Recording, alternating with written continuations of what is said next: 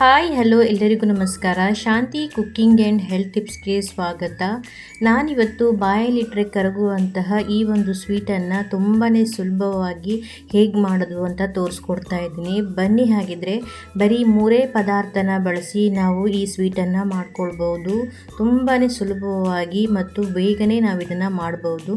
ಬನ್ನಿ, ಹಾಗಿದ್ರೆ ಇದನ್ನ ಹೇಗೆ ಮಾಡೋದು ಅಂತ ನೋಡೋಣ. ಅದಕ್ಕಿಂತ ಮೊದಲು ಇನ್ನೂ ಯಾರು ನಮ್ಮ ಚಾನಲ್ನ ಸಬ್ಸ್ಕ್ರೈಬ್ ಮಾಡದೆ ನೋಡ್ತಾ ಇದ್ದೀರಾ, ಪ್ಲೀಸ್ ಸಬ್ಸ್ಕ್ರೈಬ್ ಮಾಡಿ ಆ್ಯಂಡ್ ಸಪೋರ್ಟ್ ಮಾಡಿ. ಮೊದಲಿಗೆ ಸ್ವಲ್ಪನೂ ನೀರಿನ ತೇವಾಂಶ ಇರದೇ ಇರುವಂತಹ ಒಂದು ಮಿಕ್ಸಿ ಜಾರಿಗೆ 2 ಕಪ್ ಆಗುವಷ್ಟು ಪುಟಾಣಿಯನ್ನು ಸೇರಿಸ್ಕೊಳ್ತಾ ಇದ್ದೀನಿ. ಪುಟಾಣಿ ಗರ್ಗರಿಯಾಗಿದ್ದರೆ ತುಂಬ ಚೆನ್ನಾಗಿರುತ್ತೆ. ನಂತರ ಅದಕ್ಕೆ 2 ಏಲಕ್ಕಿಯನ್ನು ಸೇರಿಸ್ಕೊಂಡು ಪುಟಾಣಿಯನ್ನು ಚೆನ್ನಾಗಿ ಪೌಡ್ರ್ ಮಾಡ್ಕೊಳ್ತಾ ಇದ್ದೀನಿ. ನೋಡಿ, ಇವಾಗ ಪೌಡ್ರ್ ಮಾಡಿಟ್ಕೊಂಡಿರುವಂತಹ ಪುಟಾಣಿಯನ್ನು ಒಂದು ಬೌಲಿಗೆ ಸೇರಿಸ್ಕೊಂಡು ನಂತರ ಅದೇ ಮಿಕ್ಸಿ ಜಾರಿಗೆ 1 ಕಪ್ ಆಗುವಷ್ಟು ಸಕ್ಕರೆಯನ್ನು ಸೇರಿಸ್ಕೊಳ್ತಾ ಇದ್ದೀನಿ. ನಾನಿಲ್ಲಿ 2 ಕಪ್ ಆಗುವಷ್ಟು ಪುಟಾಣಿ ಮತ್ತು 1 ಕಪ್ ಆಗುವಷ್ಟು ಸಕ್ಕರೆಯನ್ನು ಸೇರಿಸ್ಕೊಂಡಿದ್ದೀನಿ. ನಂತರ ಸಕ್ಕರೆಯನ್ನು ಪೌಡ್ರ್ ಮಾಡಿಟ್ಕೊಂಡಿದ್ದೀನಿ. ಇವಾಗ ಪೌಡ್ರ್ ಮಾಡಿಟ್ಕೊಂಡಿರುವಂತಹ ಪುಟಾಣಿ ಹಿಟ್ಟನ್ನು ಒಂದು ಜರಡಿಗೆ ಸೇರಿಸ್ಕೊಂಡು ಪೂರ್ತಿಯಾಗಿ ನಾನು ಇದನ್ನು ಗಾಳಿಸ್ಕೊಳ್ತಾ ಇದ್ದೀನಿ. ಯಾಕಂತಂದರೆ ನಾವು ಇದನ್ನು ಉಂಡೆ ಕಟ್ಕೊಳ್ಳುವಾಗ ಸ್ವಲ್ಪನೂ ಗಂಟಿರಬಾರ್ದು, ಹಾಗಾಗಿ ಇದನ್ನು ಪೂರ್ತಿಯಾಗಿ ಗಾಳಿಸ್ಕೊಳ್ತಾ ಇದ್ದೀನಿ. ಸಕ್ಕರೆ ಮತ್ತು ಪುಟಾಣಿಯನ್ನು ಎರಡನ್ನೂ ಪೌಡ್ರ್ ಮಾಡಿ ಇಟ್ಕೊಂಡಾಗಿದೆ. ಈ ಕಡೆ ಒಂದು ಕಡಾಯಿಗೆ 2 ಸ್ಪೂನ್ ಆಗುವಷ್ಟು ತುಪ್ಪವನ್ನು ಸೇರಿಸ್ಕೊಳ್ತಾ ಇದ್ದೀನಿ.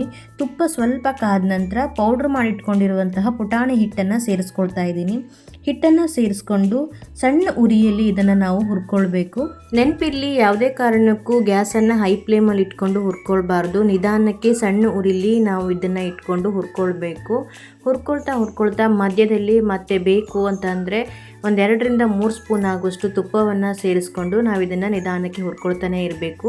ಹುರಿಯುವಾಗ ಸ್ವಲ್ಪ ಗಂಟಂತ ಅನಿಸುತ್ತೆ, ಆ ಗಂಟನ್ನೆಲ್ಲ ಸೌಟಿಂದ ನಿಧಾನಕ್ಕೆ ಬಿಡಿಸ್ಕೊಳ್ತಾ ನಾವು ಇದನ್ನು ಹುರ್ಕೊಳ್ಬೇಕು.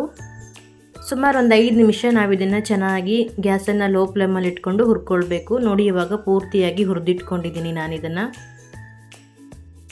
ಪುಟಾಣಿ ಹಿಟ್ಟನ್ನು ಚೆನ್ನಾಗಿ ಹುರಿದಾದ ನಂತರ ಅದನ್ನ ಇವಾಗ ಸೈಡಲ್ಲಿ ಎತ್ತಿಟ್ಕೊಳ್ತಾ ಇದ್ದೀನಿ. ನಂತರ ಬಿಸಿ ಇರುವಾಗಲೇ ಇದಕ್ಕೆ ಪೌಡ್ರ್ ಮಾಡಿಟ್ಕೊಂಡಿರುವಂತಹ ಸಕ್ಕರೆ ಪೌಡ್ರನ್ನ ಸೇರಿಸ್ಕೊಳ್ತಾ ಇದ್ದೀನಿ.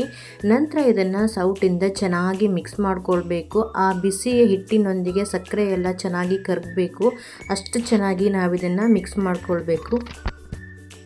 ನೋಡಿ, ಇವಾಗ ಸೇರಿಸ್ಕೊಂಡಿರುವಂತಹ ಸಕ್ಕರೆ ಪೌಡ್ರೆಲ್ಲ ಚೆನ್ನಾಗಿ ಕರಗಿ ಹಿಟ್ಟಿನೊಂದಿಗೆ ಚೆನ್ನಾಗಿ ಮಿಕ್ಸ್ ಆಗಿ ಉಂಡೆ ಕಟ್ಟಲಿಕ್ಕೆ ಸರಿಯಾದ ಹದದಲ್ಲಿ ರೆಡಿಯಾಗಿದೆ. ಇವಾಗ ಇದನ್ನು ನಾವು ಸಾಧ್ಯವಾದಷ್ಟು ಬಿಸಿ ಇರುವಾಗಲೇ ನಾವು ಇದನ್ನು ಉಂಡೆ ಕಟ್ಕೊಳ್ಬೇಕು. ಬಿಸಿ ಇರುವಾಗ ಕಟ್ಕೊಳ್ಳಿಕ್ಕೆ ಸ್ವಲ್ಪ ಕಷ್ಟ ಆಗುತ್ತೆ, ಆದ್ರೂ ಕೈಯಿಂದ ಮುಷ್ಟಿ ಕಟ್ಟಿ ನಾವು ಇದನ್ನು ಉಂಡೆಯನ್ನು ಕಟ್ಕೊಳ್ಬೇಕು.